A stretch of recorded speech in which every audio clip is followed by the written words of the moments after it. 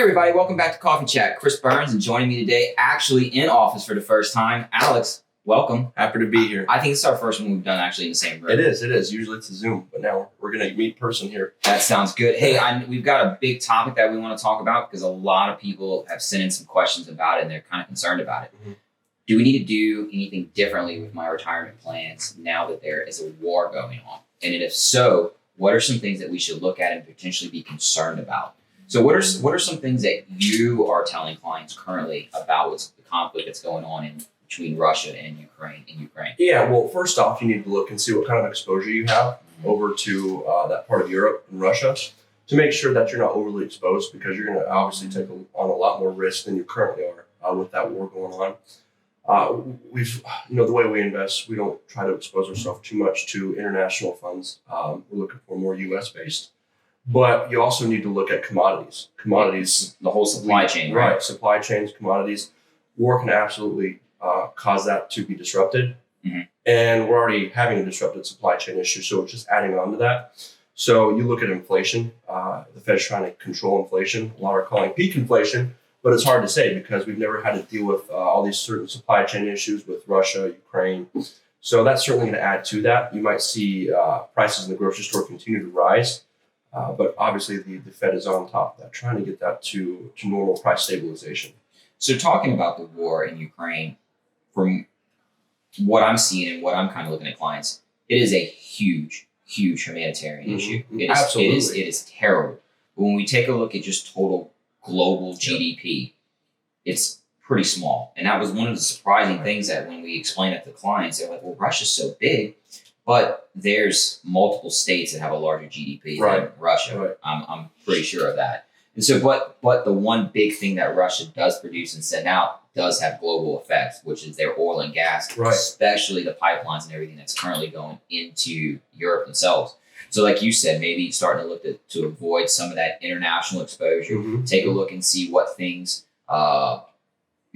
do not have current investments over in Eastern Europe, things like that. But then more like on a kind of a home front thing, take a look and see what are some costs and goods and services that could potentially fluctuate in value for you. And do you have that buffer inside your expense budget to make up for that? Right. What are some things you're looking at with that? So obviously you said it, you mentioned oil prices. We've seen strategic reserves be released as far as that goes. So you're looking at increased oil prices. It's hard to say how long it will last. To open up all these other reserves, you're talking about a 6-month time frame at least.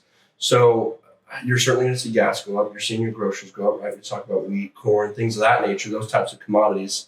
And that's why we always talk about having an emergency fund on hand, right? Just because your expenses are the way they are now doesn't mean they'll continue to be that way. So we look for that buffer of the just in case, the contingency plan, right? And that's why you have those funds built up, because you need a foolproof retirement plan put together so these things are going to happen. It's just a matter of when and if you're prepared for them or not.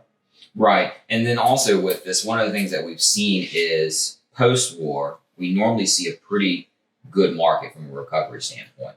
So being very selective right now and maybe keeping your cards close to the vest and kind of waiting for that opportunity, if you're able to ride that out, you might be able to find some value once we get to the backside of this. Yeah, no doubt about it. I mean, the market as a whole, right? There's so many individual stocks that carry such a heavy weight that it's hard to see the big picture of all these different indices and specific stocks and commodities being hit very hard.